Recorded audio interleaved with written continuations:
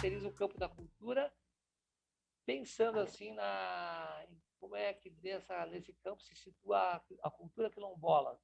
Então, antes de começar, eu queria dizer que eu já lhe conheço há muitos anos, desde lá do Ponte Cultura Quilombo de Supapo, e que eu trabalhei lá muitos anos atrás e tal, e contos das teias e tal, né? Inclusive tem um livro teu aqui na minha casa, que eu não sei onde está, mas eu tenho. Wagner, que coisa boa. Desculpa, viu? Imagina, imagina. Cara, assim, Wagner, assim, eu não sou o ator que deveria estar falando sobre a cultura quilombola, compreendeu? Porque, de certa forma, eu faço parte do movimento social, né? De uma organização de apoio do movimento social. Assim como na Guaí, assim como no MST, que eu trabalhei há alguns anos, e outros movimentos, outras organizações ligadas ao movimento social, o meu trabalho aqui é basicamente de assessor técnico, digamos, né? A gente desenvolve um projeto, e aí eu posso entrar nesse lugar aí, mas eu sugiro, inclusive, se você quiser, a gente pode entrar em contato com alguém do projeto, seja o Sandro ou o próprio Onir, que pode dar melhores informações sobre isso, assim, tipo, falar sobre a cultura quilombola e tal. Eu vou te dar um panorama político, entende? Mas não é um quilombola falando, compreendeu? Eu acho que essa divisão é importante de fazermos.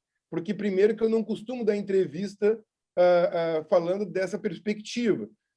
Eu falo da perspectiva que eu trabalho, que é a questão do audiovisual, que é a questão do cinema e tal, e agora da memória, porque nós estamos com esse projeto que foi apoiado por esse circuito, que é do Museu Quilombola, que aí eu entro vou tentar entrar nessa questão vou tentar juntar e responder as tuas perguntas aos poucos, assim, mas assim, eu acho importante porque o Onir é a grande referência hoje na luta quilombola, quem sabe no Brasil. Mas, assim, o que a gente pode dizer é que como a gente está transformando ou construindo a partir de políticas culturais que esse governo ainda não destruiu, ou algumas que, mesmo que ele tenha destruído, nós somos da sociedade civil, nós podemos desenvolver a política que nós achamos que devemos desenvolver, mesmo que não tenha apoio econômico ou que não tenha apoio do Estado, né? Isso é uma perspectiva de atrelar tudo que se desenvolve no movimento social a uma estrutura do Estado, a um financiamento público, isso é uma perspectiva meio complicada. Assim. Nós não temos essa perspectiva, a gente desenvolve o projeto por nossa própria conta e risco. Por quê? Porque é um projeto que para nós é muito importante, porque aí entramos na questão do ponto de memória. Esse projeto ele está vinculado ao política pública do IBRAM, chamados pontos de memória, né, que é de muitos anos atrás e tal, desde lá do Quilombo do Supapo, quando se criou um ponto de cultura, também se criou um ponto de memória. Depois eu fui trabalhar na Escola Mesquita, onde nós criamos um outro ponto de cultura, chamado Ponto de Cultura Teia Viva, também foi criado um ponto de memória. Depois, na Catarse, nós criamos um ponto de cultura também, na Catarse, que é o Ventre Livre, né, que ficava ali na Vila Jardim. Eu também ajudei a criar esse projeto e esse ponto de cultura. Todos eles dentro dessa perspectiva do ponto de memória e de trabalhar as políticas públicas relacionadas à memória social. Por quê? Porque, para os quilombos, memória é uma ferramenta de luta do movimento social. Memória é um instrumento objetivo de alcançar a regularização do território. Então, nós identificamos que buscar a memória nos quilombos nos ajudava juridicamente a garantir, por exemplo, o território, ou ajuda, por exemplo, no trabalho do antropólogo, que isso já é um passo posterior, mas quando se auto-identifica como quilombo, a autoidentificação como quilombo já é um processo da memória, porque essa memória dos africanos no Brasil foi destruída, apagada inclusive, o nome que eles carregam não é o seu nome, né? Muitos são de Araújo, de da Silva, mas não é o nome dele. Geralmente é o nome do escravagista, né? Então se desconstrói esses processos de memória e então você precisa reconstruí-los, não a partir das estruturas que estão aí postas pelo Estado, pela burocracia e tal. Tem que ser criado outras ferramentas. E aí, então, o museu é importante por isso, porque ele, na verdade, ele é, digamos assim, ele vai concentrar ali, naquele lugar, um arquivo de memórias dessas comunidades que vai ajudar, então, o pessoal do jurídico a sustentar os seus argumentos lá diante do conflito que as comunidades quilombolas estão colocadas. Aqui em Porto Alegre tem 9 comunidades quilombolas, 8 estão em conflito, né? Só a família Silva que tem título, né? Que é o primeiro quilombo urbano do Brasil, que tem um exemplo muito importante também, que é o que me levou para esse lugar, foi quando fizemos um filme sobre a família Silva, lá em 2012, 2013, se não me engano, com apoio de Ponte de Cultura, com apoio da TV Ovo, que deu o equipamento, com apoio de vários agentes do Ponto de Cultura do Teia Viva, do Ponto de Cultura da Catarse. A gente fez um filme baseado numa demanda do movimento social. Justamente era de que a gente precisava do material para assessorar o antropólogo no processo que referenciasse, porque muitos trabalhos de antropologia, por exemplo, tratavam só de quilombos rurais. Quilombo urbano é uma discussão recentíssima, né? Inclusive para a própria academia. Então, até para o antropólogo pesquisar é um problema, entende? Então, criar essas referências passou a ser uma ferramenta importante. Então, esse projeto do Museu Quilombola, que é um museu virtual, agora é tudo virtual, mas a gente quer fazer pequenos núcleos, em cada quilombo vai ter um núcleo desse museu, um espaço, onde vão estar ali algumas coisas relacionadas a essas exposições. E a nossa intenção é essa, de reunir esse material relacionado à memória, seja fotografia, seja a própria memória em si, através de entrevistas e tal, né? Por exemplo, cadê? Eu fiz esse filme aqui, ó, do Grande Tambor, tá? Eu sou o diretor desse filme. O que é esse filme? Memória social pura. Não tem um historiador nesse filme falando, entendeu? Então sou criticado até hoje pelos historiadores por causa disso, porque na verdade meu objetivo não era contar a história na perspectiva eurocêntrica acadêmica de um pesquisador da universidade. Isso aí tem milhares de livros, pode, né? Minha intenção era registrar a memória. Então nesse filme tem Giba Giba, nesse filme tem Mestre Batista, nesse filme tem Dona Cirlei, nesse filme tem um personagem importantíssimo que é desconhecido ainda do Rio Grande do Sul, chamado Pássaro Azul, que é um dos maiores tocadores de supapo de Rio Grande, né? Que é uma lenda lá em Rio Grande, mas o Rio Grande do Sul não conhece. Tem outras pessoas, seu Cid, que é fundador da primeira escola de samba do Rio Grande do Sul. Então, tipo assim, tem uma série de referências e relatos a partir da perspectiva dessa memória. E aí se cria um discurso a partir daí, compreende? Essa é a nossa ideia. O museu é uma das ferramentas, mas a gente está fazendo um outro filme, a gente está fazendo um documentário sobre o Quilombo Lemos, por exemplo, que está em conflito agora iminente com o Asilo Padre Cacique, né? E que vai ser construído as maiores torres da América Latina vão ser construídas ali na frente. Querem tirar o Imperadores do Samba, querem tirar a Banda da Saldanha, querem limpar, tirar os pretos dali que sobraram, né? Porque sobraram um pouco ainda ali, e eles estão tentando limpar agora, né?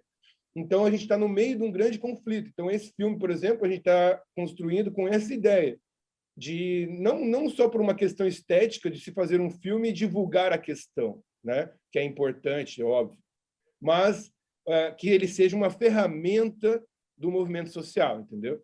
Essa é a nossa preocupação, e não seja simplesmente um audiovisual para divulgar a causa, né? Então, na verdade, sim, eu tenho dificuldade de pensar as coisas separadas, entende? Por exemplo, eu não separo a questão do movimento social da questão da política pública e da instrumentalização, muitas vezes, que a política pública pode e deve, né, dar para isso que serve, na verdade. Então assim, mas existe sim uma relação aí, e a gente está trabalhando em cima dela, inclusive, e a gente realizou agora, os últimos 3 dias, a gente realizou a Assembleia dos Povos, que reuniu os quilombos as comunidades indígenas de Porto Alegre, que são 9 quilombos e mais 8 retomadas indígenas, né?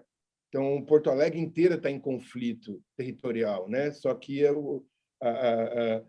as pessoas não é que não sabem, né? Até sabem, mas há, na verdade, assim, uma certa,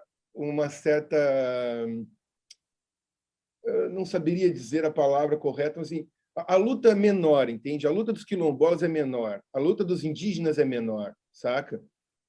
Por exemplo, assim, a importância que se dá para ir a família, por exemplo, a Banda da Saldanha, a Imperadora do Samba e a Praiana. São entidades, sei lá, que têm 60, 70 anos. São referências negras na cidade, entende? E estão sendo retiradas, varridas dali sem nenhuma resistência. Nenhuma, entendeu? O caso do Odomodê também é um caso importante. O Odomodê, em 2013, tentaram retirar o Odomodê e houve uma reação pública, né? E aí seguraram, não quiseram retirar. Dessa vez, nem isso está acontecendo, né? Então, isso é uma coisa que me preocupa muito, assim, porque Porto Alegre, por exemplo, é a cidade que tem o maior número de quilombos urbanos no Brasil, né? É a cidade que tem o maior número de terreiros e casas de matriz africana do Brasil, mais do que em Salvador, né? E onde que está essas lutas? Eu não vejo, entende? Eu não vejo isso no debate público. Isso é uma crítica à própria esquerda, né? A esquerda, durante muitos anos, compartimentalizou, criou um departamento, né, que lá no 20 de novembro abria a gavetinha e no dia 8 de março abria outra gavetinha e assim por diante, né? E agora se segmentou as coisas, né? E as pessoas tentam dizer, porque é uma luta identitária. Todas as lutas são identitárias, desculpa. Isso é na verdade, um equívoco, né? É uma outra forma de segmentar, né? Então, tipo assim, o que eu vejo é que existe hoje no Brasil, em torno de, se for falando nessa rede, no potencial dessa ideia, que é esse lugar que eu queria chegar. Existe no Brasil hoje 5.500 quilombos, tá? Em processo de regularização, há na Fundação Palmares 3.400 pedidos de regularização de autoidentificação como quilombos. Tá? Significa isso? Significa que, na verdade, tem mais quilombo que município nesse país. Porque o Brasil tem 5.300 municípios e tem 5.000 quilombos. Sem falar dos indígenas. O quilombo, ele é um problema. O quilombo, a comunidade indígena, a comunidade tradicional, ela é um problema para o sistema. Por quê? Porque o quilombo, ele é depois da Convenção de Durban, em 2001, tá? Onde a Organização Mundial do Trabalho reconhece, a partir da Convenção 169, reconhece as comunidades tradicionais devem ser preservadas e devem ser reparadas pelo Estado, porque durante 400 anos foram exploradas oficialmente pelo Estado, através da escravidão e tal, e o genocídio dos indígenas. Então, a partir de 2001, na Convenção de Durban, houve, então, o Brasil se tornou signatário da Convenção 169 da OIT, aonde ele deveria, então, reconhecer os quilombos, reconhecer as comunidades indígenas e protegê-las. Tá? Isso, de certa forma, criou um problema, por quê? O quilombo, na verdade, ele é uma área federal. O quilombo ele tem que ser, quando reconhecido e tal, o governo tem que preservar aquele lugar. Não é um lugar que pode ser vendido nem comercializado, né? Então, de certa forma, é um problema. Aí você entende esse discurso bolsonarista hoje de querer transformar áreas indígenas em áreas agricultáveis e transformar indígenas em produtores de soja. Isso, na verdade, é para rachar as comunidades, né? Porque a lei não permite isso, né? Não permite justamente porque o Brasil é signatário da Convenção 69 da OIT. Então, só que eles querem, evidentemente, através de um decreto, uma portaria, chegar para o indígena e dizer assim, não, você pode dividir aqui quanto tem aldeia, tem tanto, pega a sua parte aqui, e nessa parte você arrenda. Né? Então, essa lógica está gerando uma treta interna, porque agora está rolando briga interna entre os quilombos, porque é óbvio que tem uma parte dos indígenas que querem ir com o Bolsonaro. Né? Aí você entende os indígenas lá em Brasília tomando bala da polícia na porta da FUNAI, enquanto lá dentro da FUNAI tem outros indígenas que são os indígenas amigos do Bolsonaro, que fizeram o esquema que estão produzindo soja dentro de área indígena. Entende? Então, tipo, essa é a questão. O quilombo, ele não pode, ele como aldeia, ele é uma área federal que deve ser protegida e que a partir de 2001 e tal, e a família Silva se tornou a primeira a aceitar, a justiça aceitar essa tese, que particularmente é uma tese nossa, que é a do desterritorialização. Ou seja, o cara sai do quilombo e vem para a cidade, ele não deixa de ser quilombola. Ele foi desterritorializado, ele foi expulso da sua área original e teve que migrar para a cidade. E aqui ele reconstruiu o quilombo. Tanto que a família Silva, né, se você for ver na descrição, e aí vem a questão da descrição acadêmica, né, porque daí o juiz vai ler aonde? O juiz vai se basear no quê? Num trabalho acadêmico. Aí nós estamos na mão, de novo, dos brancos da academia que vão escrever sobre, entendeu? Essa é a questão. Então, a família Silva reproduz a lógica do quilombo. A área é comum, as pessoas moram, compartilham o mesmo espaço, eles plantavam ali, eles tinham boi, vaca, eles reproduziram a lógica do quilombo ali naquele espaço. E isso que propiciou essa questão. E depois da família Silva, já são em torno de quase 100, 120 e poucos quilombos urbanos no Brasil. Depois da família Silva, explodiu isso, justamente porque se aceitou a tese, criou-se uma jurisprudência de que os quilombolas não deixam de ser quilombolas, mesmo que eles estejam na cidade. E assim, a partir daí, então, tem outros quilombos, quilombo Flores, quilombo Machado, quilombo dos Alpes, né? O quilombo do Areal, por exemplo. Quem mais que não... Bom, já são 9 hoje, agora tem a Vila Quede e tal. E isso é uma coisa interessante, está aumentando o número de quilombos. Mas está aumentando o número de quilombos por quê? Porque, na verdade, está aumentando a justiça hoje, ou a estrutura do judiciário, reconhece esse discurso como um discurso legítimo. Reconhece os quilombolas como... E a partir do quê? A partir da memória. A partir de onde você veio. Quem são seus antepassados. Então, por exemplo, o quilombo Lemos, que eu não falei agora, eles são oriundos de um quilombo muito antigo lá de Pelotas, que é chamado quilombo Maçambique, que foi reconhecido há muitos anos já antes, porque era um quilombo rural, né? E que também teve algum tipo de ajuda do Estado durante o governo Lula e tal, e aí reconheceram o quilombo, e, de certa forma, isso contribuiu para o reconhecimento aqui, porque a avó do Sandro, a avó que veio de lá para cá, é nascida no quilombo.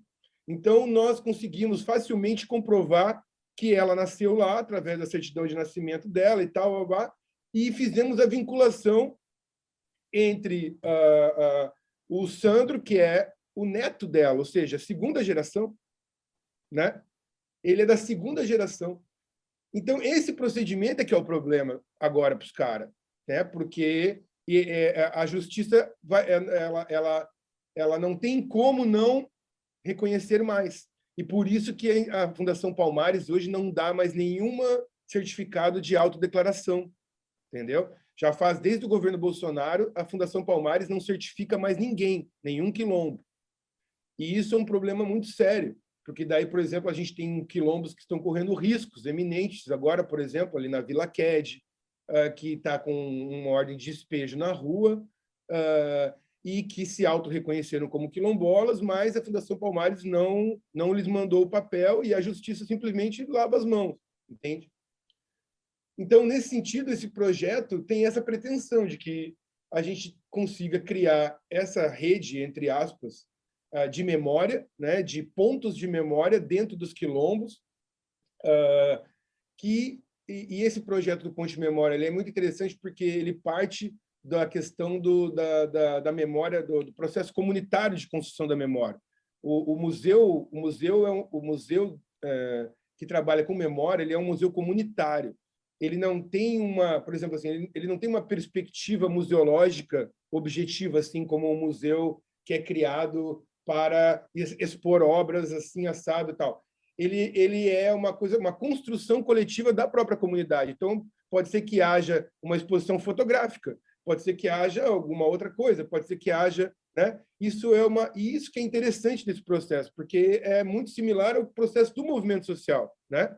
Que é de construção coletiva, não de conselhos, né? Mas de construir grupos que sejam responsáveis por aquilo ali, mas sempre de forma coletiva. Então, nós trabalhamos nesse sentido, de que seja um museu comunitário, né, de construção coletiva dos próprios quilombos, e que se relacione diretamente com a questão da memória deles mesmos, porque é dali que vai sair os subsídios. Por exemplo, um exemplo prático do que a gente está fazendo é isso, por exemplo, no Quilombo dos Machado. Quilombo dos Machado, por exemplo, a gente, a partir do Facebook e das redes sociais, a gente constrói essa museologia da memória. Por quê? Toda vez que a gente faz uma atividade lá, a gente faz um registro, faz um vídeo, publica, faz um vídeo, registro, publica, registro, publica. O antropólogo agora, que está fazendo o laudo da comunidade, está pesquisando aonde? No nosso Facebook, né? Inclusive, eu vi houve uma exposição do antropólogo agora, na semana retrasada, e ele usou nosso material. Ele usou nossas fotos, usou nossos vídeos, usou nosso discurso, inclusive, né, para justificar o fato deles serem quilombolas, o modo que eles vivem, a forma comunitária como as casas estão dispostas no terreno, todos esses aspectos que os antropólogos levam em consideração para considerar que se é ou não uma comunidade quilombola, estão ali representadas, entre aspas, esteticamente naquelas atividades que o quilombo produz e que para nós é matéria-prima, né? Porque a museologia não a museologia a partir da memória social, ela pode ser de ontem, né? Ela não precisa ser de 50 anos atrás, né? Porque a memória social dos quilombolas, por exemplo, ela é muito recente, né? Então, é nesse aspecto que a gente trabalha esse projeto. Essa perspectiva da memória, nós começamos a construir a partir da família Silva, na prática mesmo, né? Porque foi foi a primeira vez, pelo menos para mim, foi em 2004 e 2005, quando acampamos lá dentro para segurar a desocupação, a polícia na porta, e a partir dali, então, se pensou em como construir essas perspectivas. Aí se viu a importância da comunicação, né, e que a gente não conseguia publicar nossas coisas, porque a imprensa simplesmente, com interesse, não publicava. Então, a gente começou a criar uma série de mecanismos, fizemos parceria com um monte de... Aquela época, quem era as comunicação alternativa? Era nós, a Catarse e mais um ou outro aí, não tinha mais comunicação alternativa, né? Se eu for pensar 12, 14 anos atrás, assim, eu pensando alto aqui, era muito pouca gente que fazia isso. Quem sabe o Alexandre, do Jornalismo B, já estava, mas são muito poucos mesmo. Então, a gente começou a ver que, primeiro, começamos pela comunicação, e aí criamos uma rede de apoio, de apoiadores, para trabalhar as questões da comunicação. E, logo em seguida, no processo judicial, a gente começou a perceber que o antropólogo era um antropólogo quadrado, que vinha lá da universidade, que não sabia quanto era 2 mais 2, nunca tinha visto um quilombo. E aí, então, a gente viu que, na verdade, o trabalho era muito maior. Nós não estamos tratando só de reconstruir um discurso do movimento social. Nós temos que, de certa forma, tentar colocar essa perspectiva, que aí é identitária, não no sentido identitário utilitarista, colorista, né, que é o que está acontecendo muitas vezes hoje em dia, mas identidade no sentido estrito da palavra mesmo, de que o brasileiro se identifique como, entenda que os quilombolas são brasileiros, são do Brasil, são os indígenas. Então, é essa identidade que falamos. E aí esse é um grande problema, porque daí precisamos, né, trazer da perspectiva da memória para o nosso próprio povo, porque os próprios quilombolas não sabem que são, muitas vezes não se identificam com quilombola porque foi apagado da memória, inclusive, essa informação, entendeu? Não sabe que são do quilombo. O quilombo e a aldeia, nesse sistema cristão moderno que a gente foi educado, eram coisas menores. Ninguém tinha orgulho de ser indígena, né? Era um orgulho de ser quilombola, tipo, esteticamente para fora. Isso era uma força identitária. Não era. Então, nossos próprios irmãos deixaram de ser quilombolas, se identificaram como quilombolas.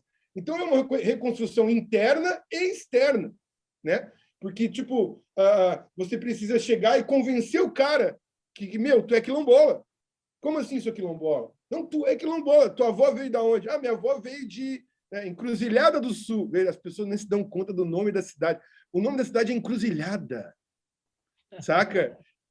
Tipo, é uma insanidade. E em volta de Encruzilhada tem 18 quilombos, sabe? Que é ali perto de Pelotas, ali, né? Que é Pelotas, Canguçu, Encruzilhada. Nesse negócio ali, Pelotas, Canguçu, Encruzilhada, tem 18 quilombos. 18 quilombos.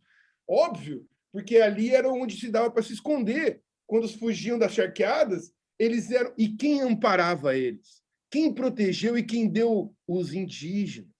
Ali era uma área dos índios tapes. E os índios tapes tinham como. Os caçadores de escravos tinham medo dos tapes, porque os tapes comia gente. Como é que se diz? Eram canibais. Canibais. Canibais. Isso. E eles tinham medo de ir lá. Mas para os irmãos, para os africanos não foram comidos pelos tapes, não foram mortos pelos tapes, foram receptivos, eles guardaram, ajudaram. Manuel Padeiro é um bom exemplo disso. Manuel Padeiro foi ajudado pelos índios tapes. Eles indicaram os lugares, vai para lá, porque ali ninguém te incomoda. Ali os caras não sobem, entendeu? Então, essa perspectiva nova, entre aspas, que não é nova, mas é a que acaba sendo por causa do discurso, essa perspectiva é uma perspectiva recentíssima. Essa é a questão. Né? Os quilombos existem há milhares de anos, desde que existe o Brasil. Palmares é 1700, né? Mas nós estamos falando de uma construção de um discurso identitário, né? E isso é que é recente e que esse é o grande instrumento, quem sabe, desse projeto, porque ele se alimenta disso, né? Ele se alimenta da memória. Qualquer história para nós é importante, entendeu?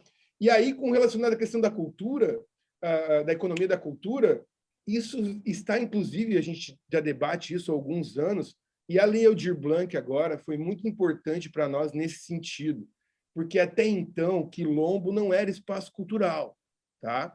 Nem quilombo, nem aldeia. Por quê? Por causa da burocracia, né? Outra crítica aos nossos amiguinhos da esquerda. Por quê? Porque até então os indígenas e os quilombolas não têm acesso à estrutura burocrática do Estado.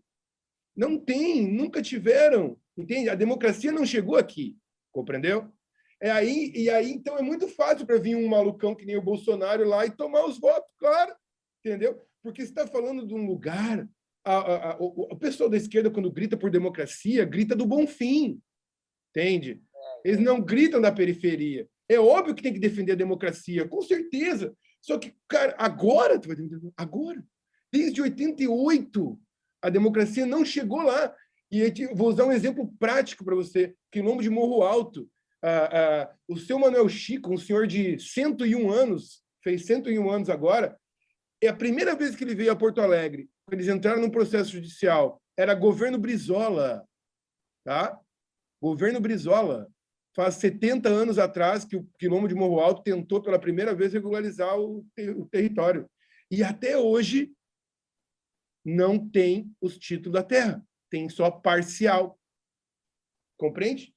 Essa é a questão. Que democracia é essa? Compreende? Não há democracia nesse lugar e esse é um grande problema desse processo. Então, a Lei Aldir Blanc, quando coloca, permite a gente acessar um recurso público, tá? Para, por exemplo, um caso muito objetivo do Quilombo dos Flores lá. O espaço cultural que a gente realizava as atividades no Quilombo dos Flores estava caindo aos pedaços. Caindo, assim, tipo, a telha, as madeiras eram velhas, podres, tinha problemas elétricos, compreende? E com essa grana, a gente pôde fazer uma reforma.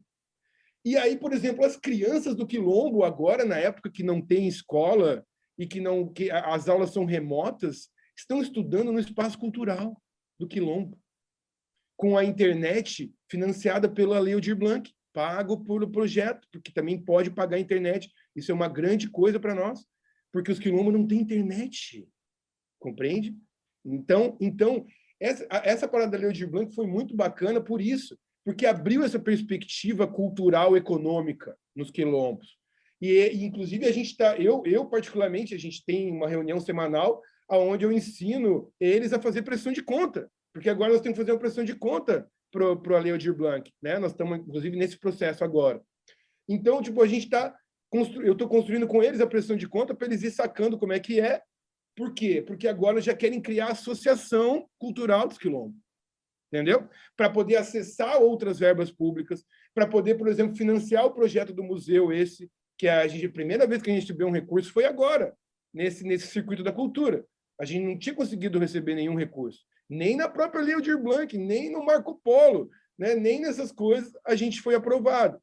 Óbvio, os caras olham lá, quem é o coordenador do projeto? Não é o Valentim, não é meu nome que está lá, é o Quilombola que está lá, o coordenador é o Sandro, entendeu? Quem é o assessor jurídico? É o Onir, compreendeu? E aí, claro, os caras da Marco Polo vão olhar, né? Aí eles vão querer um currículo, né? Eles querem que eu bote meu currículo lá, entendeu? Não, senhor, não sou eu. Eu sou simplesmente uma ferramenta, eu sou um assessor, eu não sou protagonista de nada, compreende? É nesse sentido que eu me refiro. E ainda nós temos esse lugar que eu vou chamar de racista porque é racista, entendeu? É racista porque se eu boto o meu nome lá e o meu currículo, passa esse projeto, entendeu? Mas eu não vou fazer isso, compreendeu? Porque é justamente o que eles querem, que eu reproduza a lógica que eles implantaram, e aí vem um branco que teve como estudar, que tem mestrado na PUC em antropologia, vai lá e me bota de coordenador do projeto, e bota o meu currículo lá, que tem 12 folhas, eles vão aprovar, nós não. E eu prefiro que não aprove mesmo, porque essa lógica nós não queremos reproduzir. Eu acho o seguinte, eu acho que dá para concluir nesse sentido assim, essa Lei Aldir Blanc para nós foi primeiro assim um pequeno aspecto, não foi nada fácil, tá? Eu mesmo participei de 8 audiências públicas, tá? Inclusive a gente brigou em uma delas, debateu porque uma perspectiva do Estado, a perspectiva do Estado ainda é totalmente burocrática e deu, entendeu? O problema é de vocês, é isso que a gente ouvia. Então, você não efetiva a democracia dessa forma, tá? Não é a burocracia que determina, até então, a forma de construção dessas organizações sociais.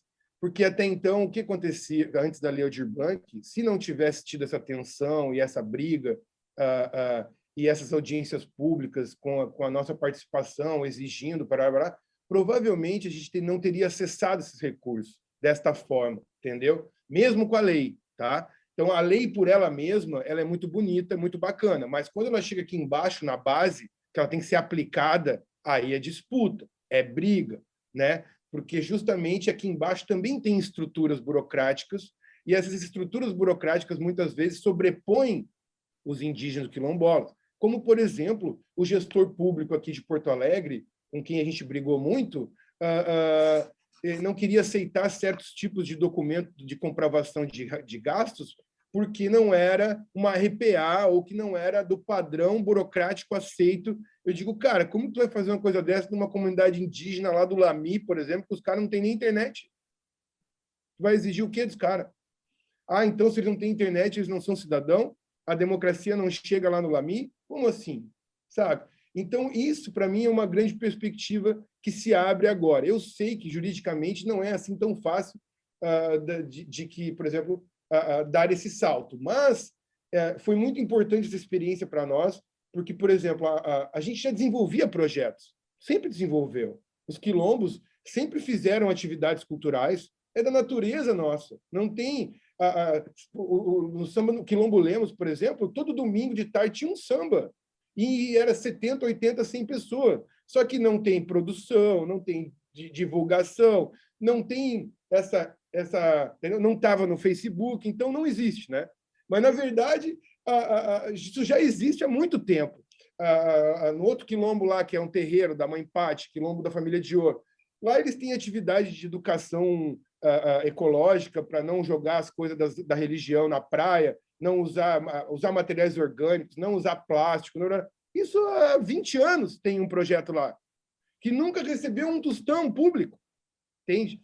Então, na verdade, nós já fazemos isso, nós somos espaços culturais naturalmente, só que a gente não conseguia acessar a política pública, entendeu? Então, eu acho que é nesse lugar que é importante, e aí essa perspectiva da economia da cultura, para nós, foi muito bacana, porque daí agora, por exemplo, há essa intenção de criar uma estrutura burocrática, entendeu? Bom, vamos criar, então, uma associação dos quilombos, uma associação cultural dos quilombos de Porto Alegre. Aí vai ser gerido pelos quilombolas, forma-se uma comissão e nós vamos gerir, aí a associação vai receber o recurso público e vai implantar a partir de um grupo que, entendeu? Então, isso já está acontecendo.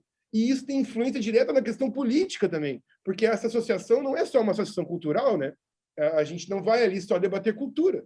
Então, de certa forma, esse processo, para nós, estão os dois atrelados. Muitas vezes a economia da cultura é vista só por uma perspectiva mercadológica.